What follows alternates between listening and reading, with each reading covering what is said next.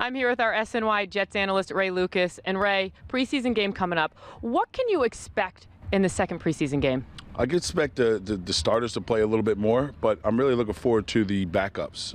Depth at this for the Jets team has me a little bit in question, especially the offensive line. Carp's back, but again, when you lose a guy like the Brickashaw Ferguson, you have to really keep an eye on this offensive line. The fact that Fitzpatrick's here is great, but the fact that Jeane got all those reps when he wasn't is also great.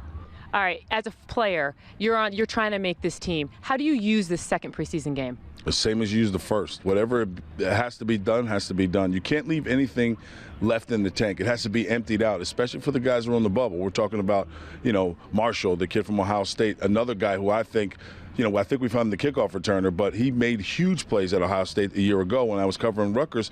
I saw him make them. So, again, you're going to see guys that are free agents that start to move away from the pack, and then you're going to see guys that were drafted in the 4th, 5th round that are going the opposite direction. So every game, everybody's being evaluated. So it doesn't matter if you have 3 plays or you have 10 plays.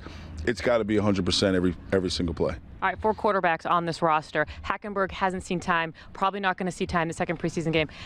As that 4th quarterback, someone like Hackenberg, how does he get better when he doesn't get to see preseason game? Well, he better be inside that film room and watching, 10 times more than everybody else watched, because when you're the 4th quarterback, and that was me for the Jets for a while, you have to get those mental reps in, because when you get thrown to the Wolves, it's not like they're going to hold back anything. So the playbook's very important, and mental reps are very important. And on top of everything else, I don't think there's a battle at 1 and 2. I think there's a battle at 3 and 4. They drafted Hackenberg in the 2nd round. You don't draft a guy in the 2nd round and not have him on your team. So Bryce Petty's not only auditioning for the Jets, he's auditioning for the other 31 teams in the NFL right now.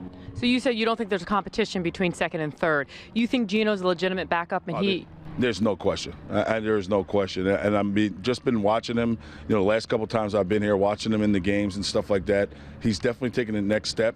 I see a little bit more maturity, which I was really looking for.